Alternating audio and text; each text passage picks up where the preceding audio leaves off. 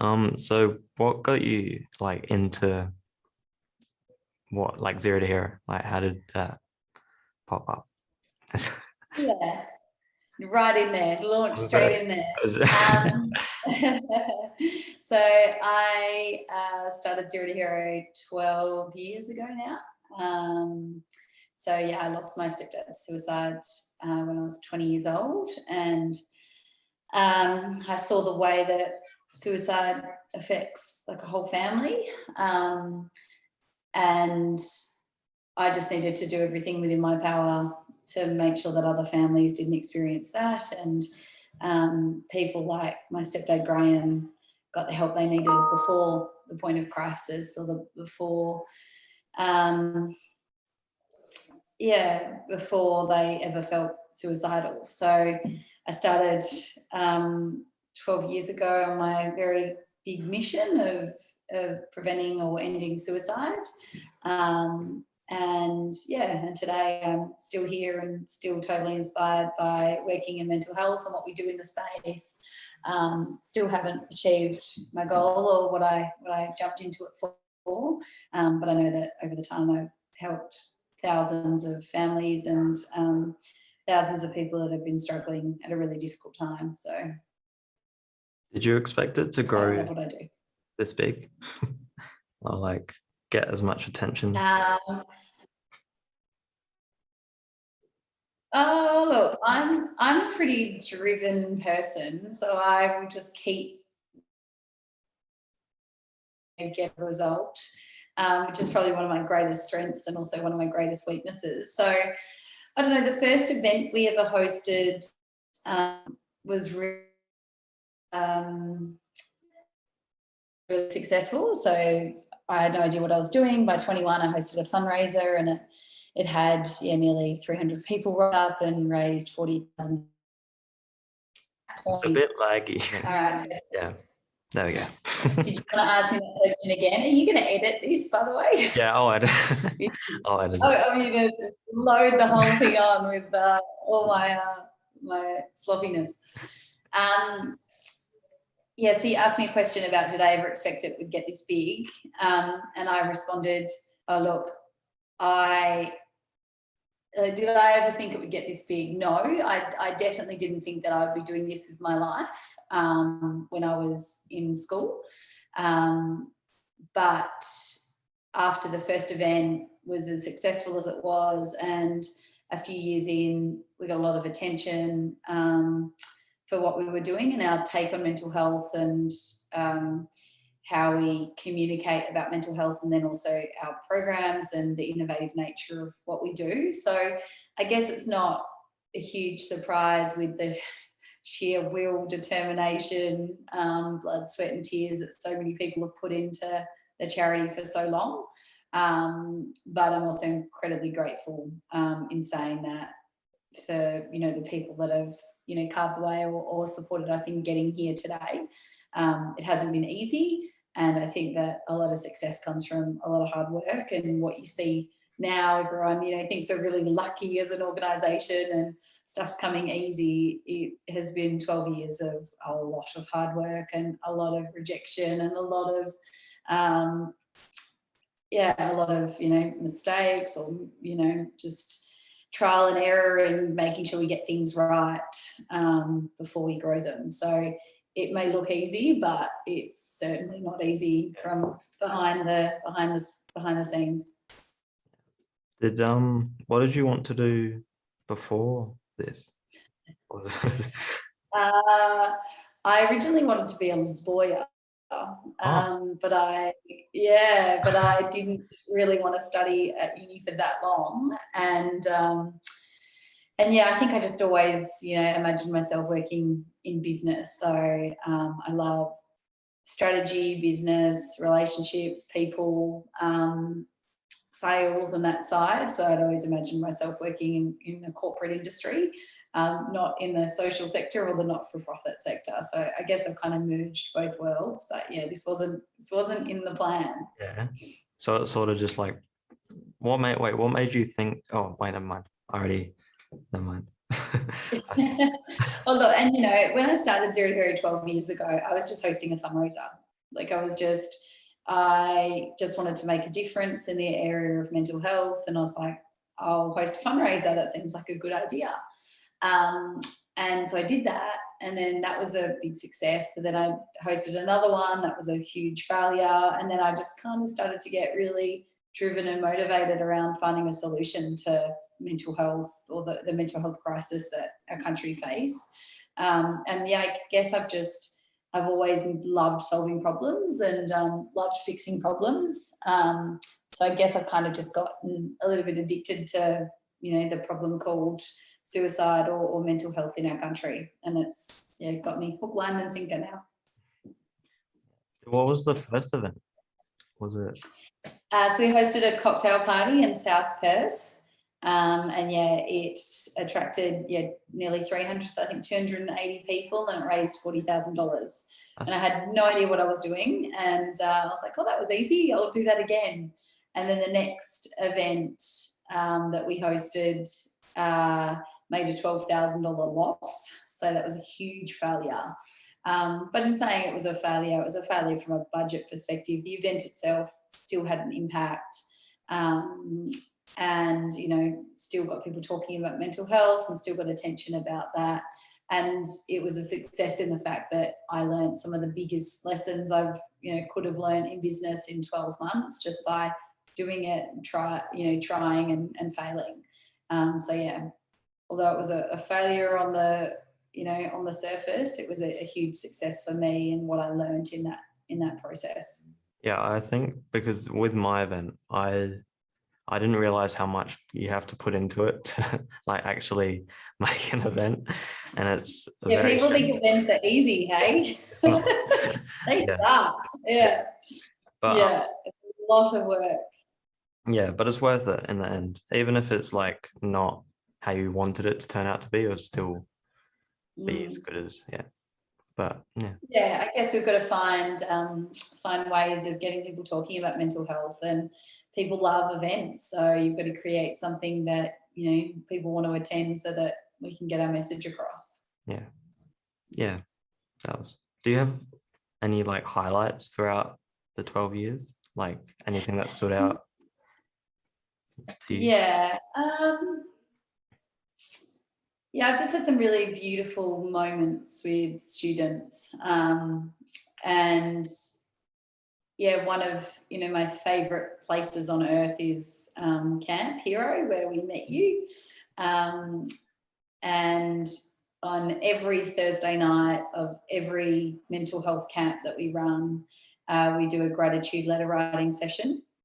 And there's a moment in all of them where I just sit back and I just literally look out at 40 students writing a letter to someone they love, and some of them are crying, some of them are reflecting, some of them are just writing the lines, and probably going to publish a book out of that letter because it's that long.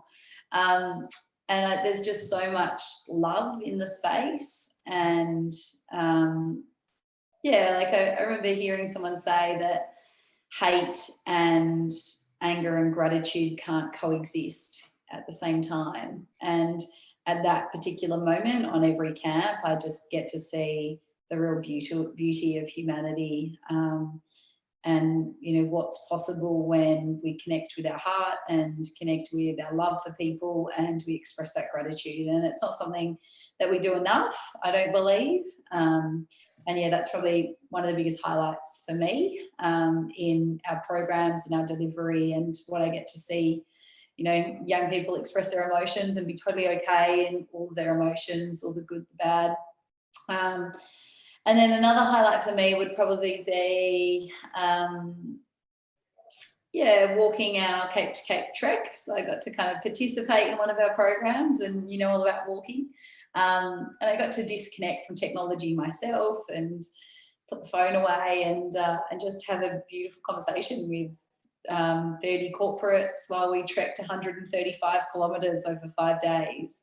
I got to remember sort of it brought out parts of me as a person that I'd kind of forgotten existed because I've been so busy doing life and parenting and all of that fun stuff. And so, yeah, I got to spend 5 days kind of being a teenager again and having fun and having a laugh. And a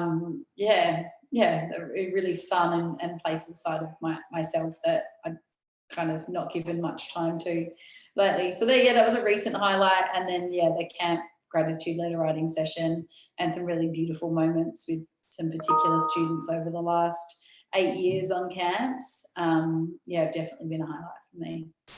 Yeah, the gratitude letter, I don't think I've cried that much in one day, but it was good because people don't really open up like that. And at camp, people opened up about anything, and you don't really feel comfortable outside of that area because people aren't really, some people don't understand, I guess.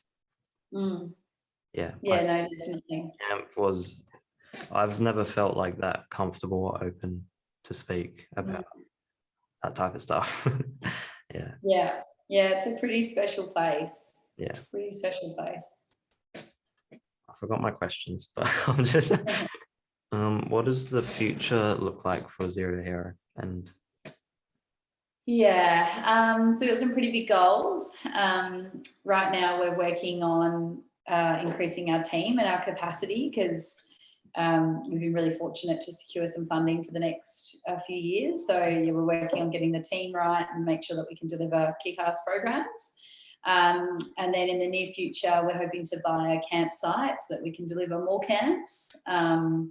And that we can support schools in running their own camps or community groups in running their own camps because, we know that what we do in the camp space is pretty special. And we know that having our own facility will enable us to do more of that, which is super cool.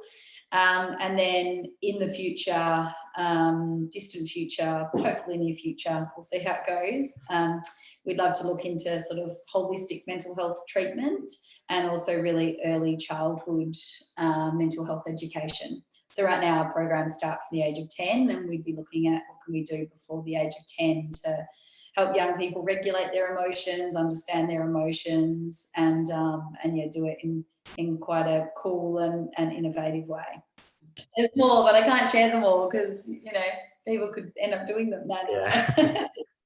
No, but I've got lots of ideas. My biggest challenge is focusing on this one idea and making sure it's done and that this program's running really well before we start to do lots of different things. Because if you spread yourself too thin, you can't do anything well. So we kind of picked our pillars and we're doing those well. And as they get easier and as our team's capacity increases, we will do more of them. Did you with the red cape ball? Was that how did you come up with that idea? It probably sounds genius. So the red cape ball is just our logo is red and superheroes wear capes. So it was just a nice, brand that wasn't just the charity. It's about something bigger than just supporting the charity. It's supporting youth mental health as a whole. Now we've always done cocktail parties in previous years and we'd always avoided doing balls because we thought there were a lot of them, but in actual fact, some balls started to disappear off the Perth social scene. And one of our board members said, I'd love to come to events, but I've got some guests and some friends that are a bit old to be standing up for 6 hours on the dance floor. Although the cocktail party sounds great, they want a seat. Can we try doing a sit-down dinner? We decided we'll go big or go home. And so we created the Red Cape Ball and the first year was huge. The second year we sold out. And then this year we released another 300 tickets due to COVID restrictions last year. And we sold 900 tickets. Sorry, the dogs are barking. Hello, dog. And then this year we sold 900 tickets 5 months before the event. So we sold out way back in July, which was awesome. That's That's a pretty lot. Cool. And you're going to speak at the event. How are you feeling about that? I'm nervous for it, but I feel like speaking at it will make me more confident in what I'm doing. Yeah, Like, definitely. yeah, raising awareness for mental health and stuff. But Yeah, it's a lot very of cool. people, and I have It is a lot of Asperger's. people. You can't see them all, so it's Okay, good. that's good. Kind of dark with some lights. You know they're there, but just pretend you're talking to me and your parents, and you'll be fine. Yeah, I'm excited for it. If it's any consolation, I used to hate public speaking, Luke. Did you? Hated it. I used to avoid it. Yeah. So when I was your age, I used to get hives. So I'd start to get all red and I'd get blotchy. And then if I got nervous about it, I'd get more red and blotchy and it would go up my face. And so I literally had to just do it and do it and do it and do it. And then eventually the hives just went away and I could wear something. I used to wear like turtlenecks because I was so nervous about being out and everyone seeing all my hives. And yeah, because I hated public speaking. I mean, I still don't particularly enjoy it. But if I want to make a difference, then I have to speak up and and find a way to communicate to lots of people. So speaking is a big part of my role now. Yeah. Do you go to like different? Do you do different public speaking type things? Like go to different like schools and stuff? And Yeah, so we've got a team of facilitators that go out to our schools now. But I've spent the last 12 years speaking at schools, at workplaces, at different events. I go out to different towns and places on Australia Day and promote mental health at different events. Yeah, wherever someone asks me to speak, I'm more than happy to go out and speak and spread the message. That's for sure. has there ever been a time when you got like anxiety or like fear and use it to your advantage, like as your strength? Yeah. Oh, look, I feel fear and feel anxious pretty regularly in my job. I certainly feel anxious every time I speak, and the sort of bigger the speech, the bigger the anxiety I feel. When have I used my fear to my advantage? It's I a hard guess, question. yeah. I mean, I guess. I remember. I remember the first ever camp that I ran. It was 8 years ago, and gosh, I would have been 20. How old am I now? 25. I mean 24, 25 when I hosted my first camp. And, I'd worked with some people, I put a program together, and I put a program together that I thought would have made a difference for me as a teenager with some of the stuff that I was struggling with.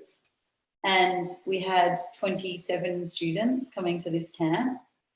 And it was just before the camp and I was freaking out. I was like, there's all these students. We'd never run a camp before. We'd done some stuff in schools, but it had all been one day. It certainly wasn't going to be 5 days, 4 nights. And, I knew that I was capable, but my goodness, that voice in my head or my internal dialogue was telling me that I was too young, too inexperienced, too this, too that. And I was terrified. I was like, why would these parents send their children to me? And I felt like huge imposter syndrome. Like I don't know what I'm doing. I remember just really struggling in that space. But I knew that I was thinking those thoughts and I was feeling that fear because I cared deeply about young people and about the program working and being effective, and that it made a difference in those 27 young lives. And I think I get more afraid now of not caring. Like I think one of my big fears now is not feeling that fear. so much of my life and my job isn't comfortable. And I think I'm almost more afraid of being comfortable in life and life being easy, because then you're not growing, right? Yeah. So I now just process it differently than I did before. I definitely still have the imposter syndrome, like, I shouldn't have all the great things that I have and all of those. I have those thoughts 100%, but I now use them to fuel me rather than having them stop me and having them second guess and question myself. Yeah, I think doing that helps a lot, because I've done that with basically everything now. Like even this and the camp, I was very nervous to go on that, but I knew that if I didn't do it, I would regret it. But so I think you just have to dive into some things, and I know also what my limitations are and what my sort of boundaries are as well, and I'm going to be mindful of not going too far and not filling my plate up too much. I've always had quite a lot of capacity as a person, and so I'll just do more and more and more.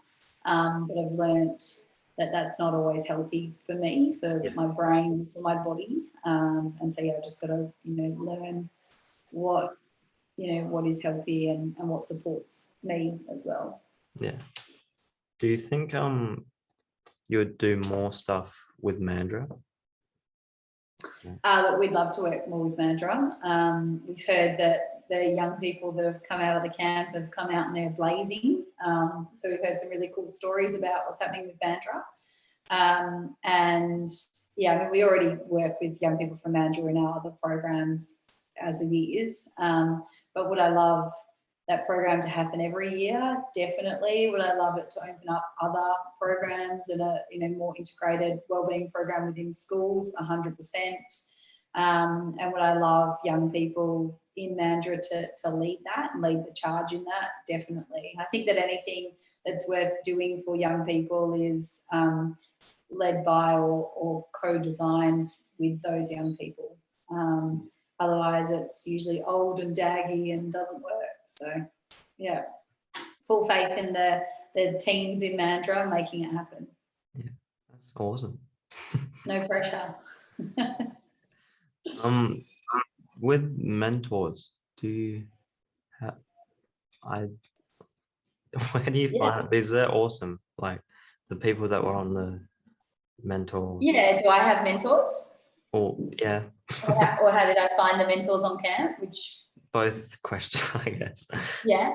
So the mentors we get on camps, they all apply. They go through an application and an interview process, and then they complete training. And they're usually partnered with a mentor that's a little bit different to them. So we try and match sort of skills and age and energy, as well as experience within the camp program.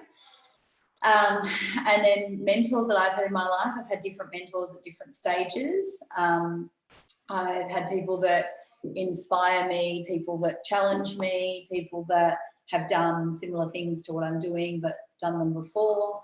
And then, I'm got a lot of mentors that exist within my board, or people that I work with regularly. Even my husband's a great sounding board for me, not a mentor as such, but is a bit of, I run things past him all the time just to get some advice and then do what I want anyway. But I've got a lot of mentors that I call for different things that I need. I don't have a formal mentor structure at the moment, but I've definitely had them.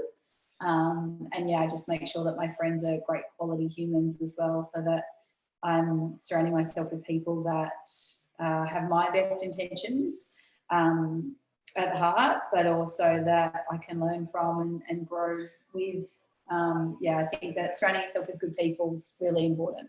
Yeah, definitely. I at school, because I didn't really surround myself with that good of people, and I realized before camp that I wasn't surrounding myself with good people, so I've sort of like pushed them away. And it and it can be hard, right?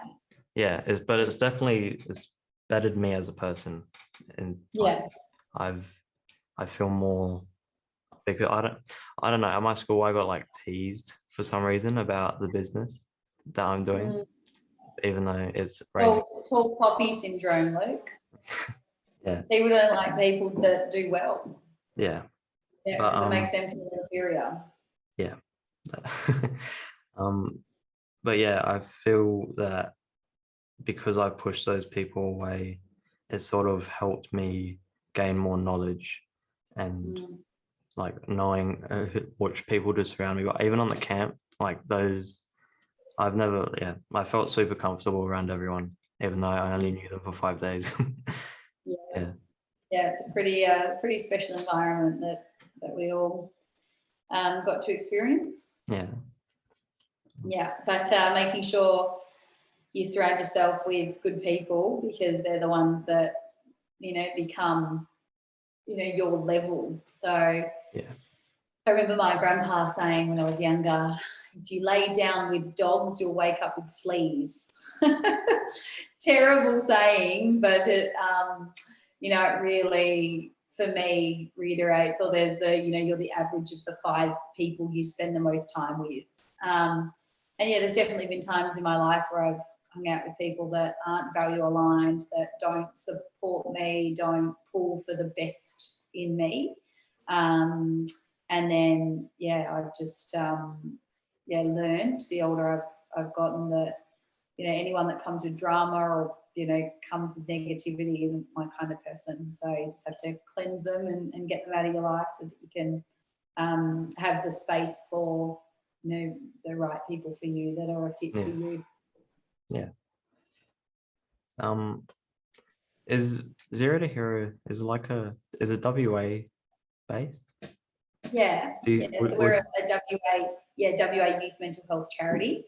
So we work in over 150 schools per year. So this year alone, we've been in 175 schools through our schools programs and camps, and then also treks as well is something we're doing a bit more of with young people. Do you think you would like expand it to like the whole of Australia? The whole world. Look, at this stage, we're really happy in WA. We're still not doing anywhere near as much regional work in Western Australia or remote and regional work as I would like. I want to make sure we're doing what we're doing well, and we don't spread ourselves too thin. But we're open to the particular camp program being delivered in other states at this stage. Our schools program right now, WA is keeping us very, very busy. The holistic mental health treatment that we're exploring would be something that could service the whole of Australia. But with COVID, we're happy to stay put. We're happy to not have, the stress of flights and all sorts of weird and wonderful things that have come with COVID. Yeah. Did COVID affect did it affect it much? Look, at the start, definitely we had to postpone some programs and cancel some others. This was going back to early 2020 when we kind of didn't really know what we were dealing with. Today, not really. It's, if anything, made us a bit more resilient and robust. Our digital, communications has improved. We've now got Zoom too. We've got Teams. I've got a house party I can chat to with my friends. So, it increased, I suppose, the communication channels that we have. But it probably had us also crave working face-to-face and delivering programs face-to-face. And what we do really requires face-to-face contact. We couldn't deliver a camp online, and we've got no interest to. So, so that sort of stuff didn't change, and it actually probably highlighted the importance of mental health and wellbeing more. So it was a great marketing campaign, and people started to talk about mental health, right? And we're doing something really cool with mental health. So I'm pretty sure with COVID, mental health, like it went like more people struggled with it because you were just definitely stuck at home. So rates of anxiety and depression increased hugely. Calls to Lifeline doubled in some months. Yeah, so mental health problems increased. But yeah, suicide actually went down last year, which was really interesting. So we all anticipated, and all the early data was that suicide would increase. But in the year of 2020, it actually dipped slightly, which was a surprise to a lot of people. But they are attributing that to the fact that JobKeeper actually helped a lot of people. So for a lot of people that were financially struggling prior to COVID, they actually, through the stimulus packages from the government, they actually, in COVID, they were able to meet their basic needs, which a lot of people unfortunately can't do day to day. Yeah. I feel like COVID helped me.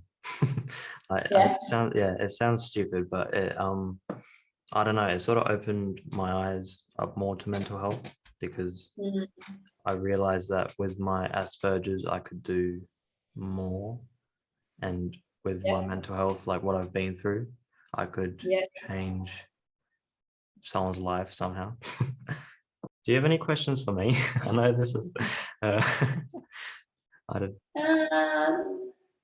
What's one piece of advice you could give to someone? No regrets. Like, don't always, if you're scared of doing something, to it. Because with the ball, I'm very scared to do that. But I knew that if I didn't say yes, I would regret it. And yeah, so I think that's my piece of advice. Yeah, very, very cool. Very, very cool. What's your piece of advice? Oh gosh, I didn't think it was going to come back. My piece of advice.